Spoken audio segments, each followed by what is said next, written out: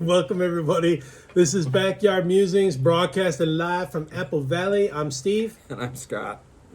We were just laughing about the State of the Union address. We were goofing around about that. Okay, so this is a very interesting topic. Very interesting. Is Dr. Jill Biden a shadow president behind her senile husband, Joe Biden? What's your first reaction? Well, and senile, we're not coming up with that. That was in a report from a United States Special Counsel, right? Yeah. So, federal special counsel. And what do you think? Is he? Is Dr. Jill Biden pulling some of the strings? I would imagine it's her and maybe some of her minions. You know, some of their little entourage there in the White House, which we've talked about. A lot of those guys are ex-Obama. Oh yeah. And when Obama visited, they left. Yeah, and I think some of them even go back to the Clinton administration. They bum rushed Obama. Yeah. Okay, she wouldn't be the first FLOTUS, First Lady of the White House of the United States, to do so. She wouldn't. According to the whitehouse.gov, First Lady Edith Wilson, that's Woodrow Wilson's wife, took over many routine duties and details of government after her husband, President Woodrow Wilson, suffered a stroke. She was FLOTUS from 1915 upon their marriage until 1921 when they left office. And what I was going to say something. I can't think of what I was going to say. Gosh, it was right there. Well, that was the beginning. We didn't have the 25th Amendment. We didn't have that. Was enacted in what, 62? Yeah, that's what. So it's not like the vice president and the cabinet could team up to say, okay, we're going to take it over. No, that wasn't it. Right, and the end of his administration was kind of the beginning of the Great Depression, right? 20s. Beginning. Beginning, 21, 8 years leading up to it. Yeah. So according to whitehouse.gov, after World War I concluded, President Wilson returned from Europe to campaign for Senate approval of the Peace Treaty and the League of Nations Covenants. This is where the United Nations was coming in. He suffered a stroke in September 1919 that left him partly paralyzed. And they kept that from the country, I believe, too. They tried to keep that from the country. Yeah. Being his constant attendant, Mrs. Wilson, quote, this is whitehouse.gov, took over many routine duties and details of government. The wife did. Non-elected official. Non-elected official, right. However, according to the whitehouse.gov, she did not initiate programs or make major decisions, and she did not try to control the executive branch. Just routine stuff, you know. She selected matters for her husband's attention, so she was a filter, right?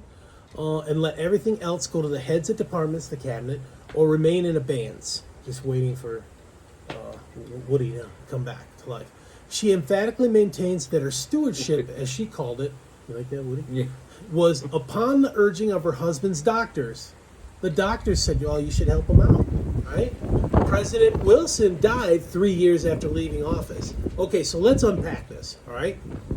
Set aside the frailties of the many trippings that we've witnessed Joe Biden do, like fall over at the Air Force Academy, trip up, running up the stairs so they get shorter stairs, you know? That's physical, right? That's a physical thing.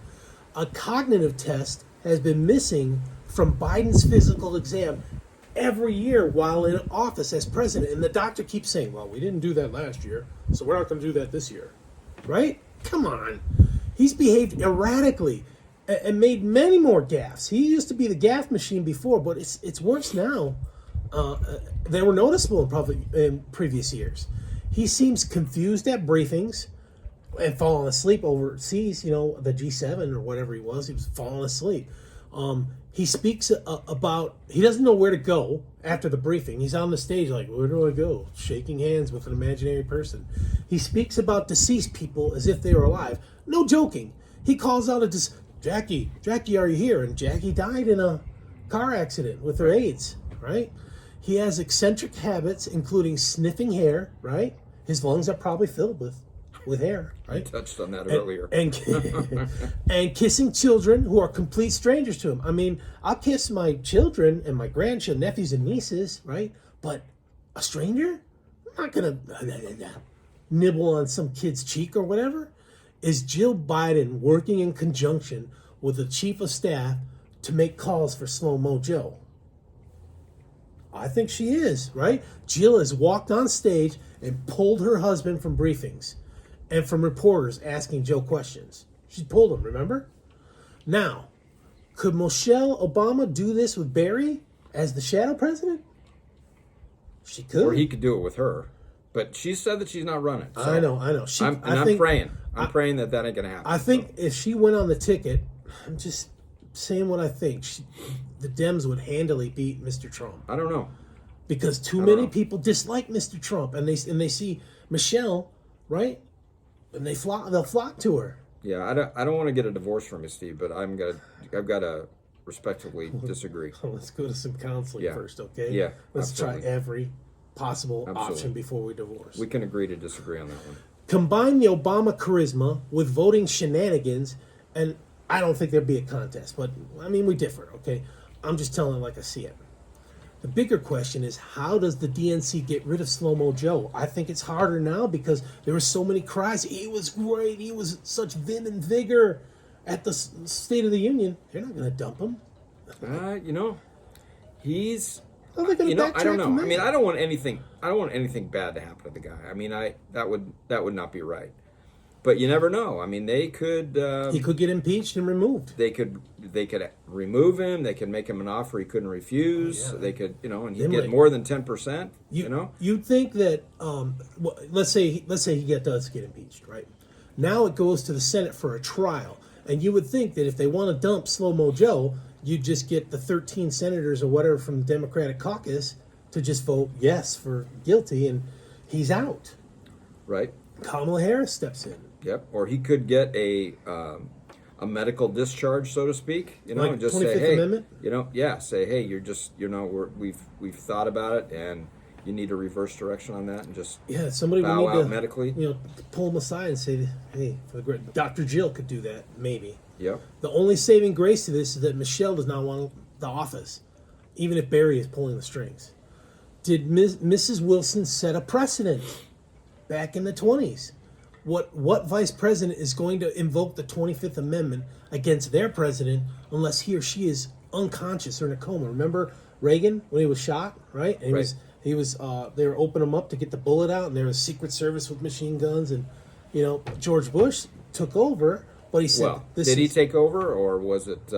Was it Haig, Alexander Haig? I thought he was the one that stood at the podium and said, "Hey, I'm in charge of the White House." So that was a scary deal. So. Yeah, Haig didn't know what he was doing. He was just clearly wrong. Power hungry. Clearly wrong from the 25th Amendment. So, but my point is, George H.W. Bush said, "This is President Reagan's administration, and we're just going to keep the ball rolling for him." Right. Which is the admirable thing to do, right? Yeah. I mean, that's a humble way to do it. What vice president is going to go against their? Hey, you got to step aside. You do know who our vice president is now, right? I do know. Oh, okay. And I think if that happened, it would be easier to beat her. Now they're talking about. And you know who she's going to appoint? Gavin Newsom. Oh. As a VP. We got to research that. I don't know that you can just appoint someone. Remember when Henry Kissinger retired and then Spiro T. Agnew got bumped, and I think he just and then Gerald Ford went up. Yeah. So they Well, they didn't appoint anybody. Did they? Yeah, Gerald Ford. Yeah, he took over for Spiro T. I know, but but that was Nixon's vice president resigned. Yeah, before Henry Kissinger. Right? Yeah, right. What? He didn't appoint someone to fill the spot. Henry Kissinger, Secretary of State. It was Spiro T. Agnew. Yeah, okay, Agnew. Yeah. He got in trouble financially. He was doing some shenanigans. So, but they didn't appoint anybody. I think we got to research that. Yeah, I thought Gerald Ford took over for him because then he took over. He was because there was no vice president, and when Nixon resigned, he took over. He took over from VP to president. No, from Speaker of the House. Gerald Ford? He was Speaker of the VP. No, he was Speaker of the House. Oh. He was Speaker of the House. There was no VP. Oh. That's what I'm saying. Right. Okay. So maybe we need to research that. Yeah. So we don't want to be spreading false doctrine. Right. That's for sure. False doctrine is not up in here. But our VP today, I wouldn't pull anything past her. She's word salad. Yeah. Is he trying to get Gavin in there? Gavin has just been a nightmare for California. He has, and I'd be glad to see him go, but I don't want him to go to the feds because then you all be getting a taste of Gavin, and that would not be fair. Yeah, but Gavin knows how to back off from the rabid, liberals in the Assembly and the State Senate. He's sometimes a voice of reason. We get someone in there that, he's the devil that we know. You know what I'm saying? Right. But his last term, he's on his last term, so he's out. All right, Hey, everyone. Well, one thing I want to plug in here, though. A few weeks ago, I mentioned something about Prop 19, which was passed a few years ago, about the reassessment of property taxes. If you leave property to your kids, it's reassessed right away instead of Then if you you're gotta pay gifting it to taxes them. on it. Oh, and it could be 10 times the property tax that you're paying now. Well, they didn't get enough signatures to put that on the ballot in November, unfortunately. So we're going to have to live with that until it comes out again. And hopefully the people that organize that will put it out again and we can get enough signatures. I think it was a little less than 600,000 signatures I heard. So people, this affects everybody unless you're going to plan on just selling and getting out of Dodge. But if you got kids that you want to leave property to, Yeah.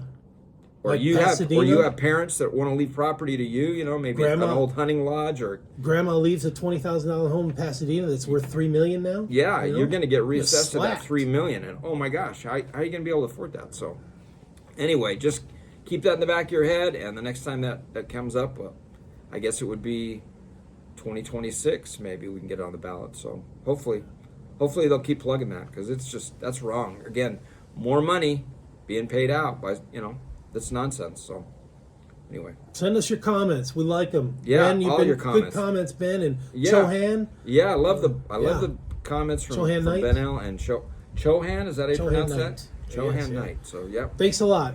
Thanks for joining us. Tell your family, friends, and enemies to join us. Yep. Have a good day. Thank you.